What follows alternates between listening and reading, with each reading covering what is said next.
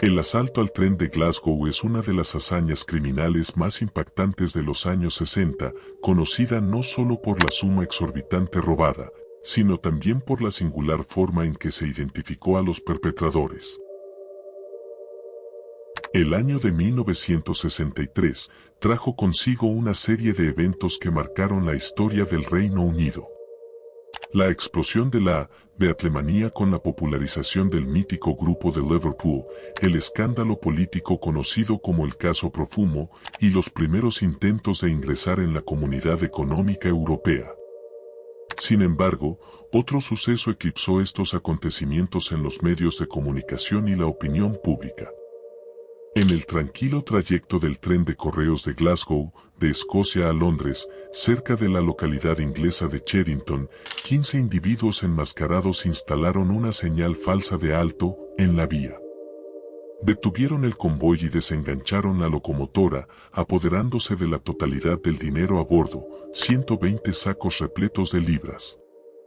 Bruce Reynolds y sus cómplices acababan de perpetrar un robo sin precedentes en la historia ferroviaria, convirtiéndose en los protagonistas del mayor atraco del siglo. El plan maestro había sido concebido por Reynolds, hijo de un sindicalista activo en Fords, en el Reino Unido. Desde temprana edad, inmerso en diversos conflictos, Reynolds ansiaba emociones fuertes. Decidió llevar a cabo un golpe magistral, aquel que lo llevaría a la fama y resolvería sus problemas financieros de una vez por todas. La idea del robo comenzó a gestarse 3 años antes de su ejecución en la mente de Bruce Reynolds, un ladrón de poca monta que se encontraba encarcelado en la prisión de Durham. Fue allí donde escuchó a otro recluso hablar sobre el traslado de dinero que realizaba periódicamente el Royal Mail en trenes secretos durante la noche desde la ciudad escocesa de Glasgow hasta Londres. El botín proyectado ascendía a 2.6 millones de libras, siendo la cantidad más grande hasta la fecha. Reynolds meticulosamente planeó el golpe, obteniendo información confidencial sobre el traslado de dinero del servicio postal. Tras reclutar al resto del personal, se trasladaron a lo que sería su cuartel general, una granja alquilada por John Wather, el encargado de la intendencia del grupo, ubicada cerca del lugar del asalto.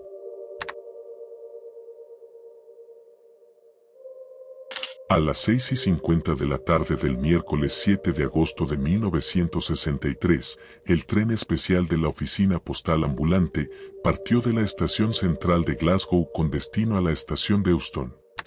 Este convoy, compuesto por 12 vagones, llevaba a bordo a 72 empleados de la Royal Mail. El segundo vagón, situado en la parte delantera del tren, albergaba los envíos certificados, muchos de los cuales contenían dinero en efectivo. Normalmente, el total de estos paquetes rondaría las 300.000 libras, pero debido a un fin de semana festivo en Escocia, el monto ascendería a un total de 2,6 millones de libras esterlinas, todas ellas transportadas en una noche. No fue coincidencia que la banda planificara el asalto para esa fecha, ya que, según revelaron las investigaciones posteriores, unos meses antes un informante había revelado a Gordon Gordy, uno de los colaboradores de Reynolds, la especial cantidad de dinero dentro del transporte. A las 3:15 de la madrugada del 8 de agosto, el maquinista Jack Mills detuvo el tren ante una señal de alto que los asaltantes habían manipulado previamente. El asistente del conductor descendió del tren para comunicarse con la estación más cercana a través del teléfono del poste, pero descubrió que los cables habían sido cortados. En ese momento, fue rodeado por los asaltantes. A partir de allí, los acontecimientos se sucedieron de manera rápida y precisa. Tom y Robert Welch ataron al asistente, mientras que Wilson irrumpió en la locomotora, donde el maquinista ofreció resistencia y fue golpeado en la cabeza. Edwards y Roy James desconectaron el vagón de correos y obligaron al maquinista a conducir el tren hasta un puente cercano, donde esperaba un camión con el resto de la banda. En cuestión de minutos, cargaron 118 de los 126 sacos de dinero que transportaba el convoy en el vehículo y huyeron sin que el personal de correos se diera cuenta de lo sucedido. La policía llegó al lugar de los hechos 45 minutos más tarde. Después del robo, el cabecilla y alrededor de 14 de sus cómplices se refugiaron en una granja llamada Ladders Lane, ubicada al sur de Inglaterra cerca de Oakley, llevando consigo el botín millonario. Para pasar el tiempo, se sumergieron en intensas partidas de Monopoly utilizando los billetes recién adquiridos en lugar de los del juego original. Sería 5 días más tarde que la policía descubrió la ubicación de la granja. Curiosamente, el juego de mesa fue el factor revelador, ya que las huellas dactilares de los fugitivos quedaron impresas en él. Esto permitió a los agentes, liderados por el detective Jack Slepper, llevar a cabo una redada en enero de 1964, menos de 6 meses después del atraco. En el juicio posterior, todos los implicados fueron declarados culpables y condenados a 30 años de prisión.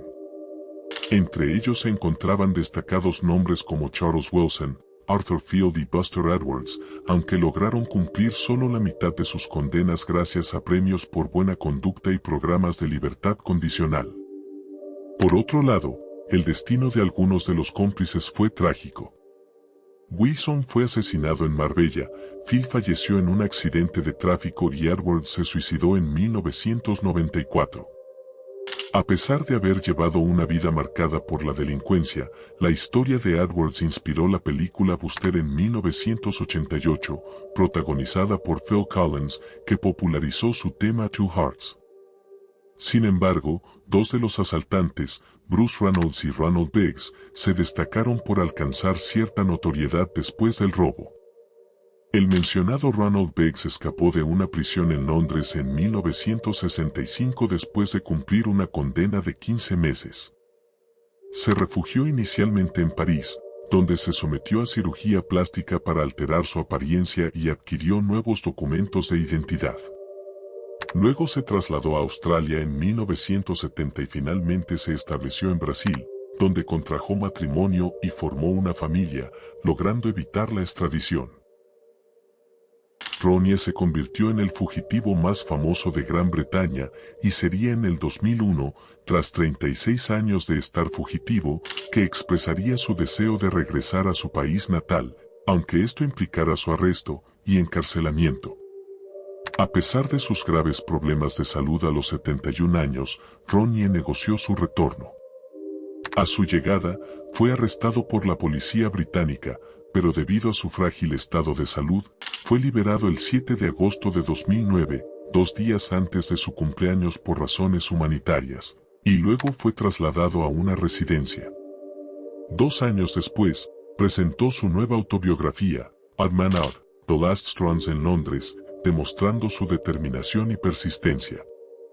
En cuanto a Reynolds, escapó a México y Canadá después del robo, pero 5 años después, al quedarse sin recursos, regresó al Reino Unido, donde fue rápidamente capturado. Después de cumplir una sentencia de 10 años de prisión, fue liberado en 1978, pero en la década de 1980 fue arrestado nuevamente por tráfico de anfetaminas. Reynolds se convirtió en una leyenda, participando como asesor durante el rodaje de la película Buster, inspirada en el famoso atraco que él mismo orquestó. En 1995, publicó sus memorias, tituladas Autobiografía de un ladrón. El 27 de febrero de 2013, Reynolds falleció en su ciudad natal a la edad de 84 años. Había pasado sus últimos años en un apartamento en Londres, con el apoyo de la asistencia social.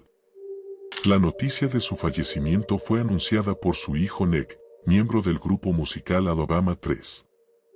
Así terminó la vida del ladrón más famoso de Inglaterra, en paz, mientras dormía.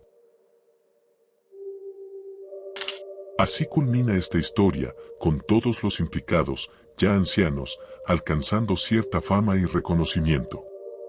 Es importante destacar que el dinero robado nunca fue completamente recuperado, y la historia pudo haber tenido un desenlace diferente de no haberse encontrado aquel juego de mesa, donde un grupo de 15 personas jugaban con los billetes del dinero robado.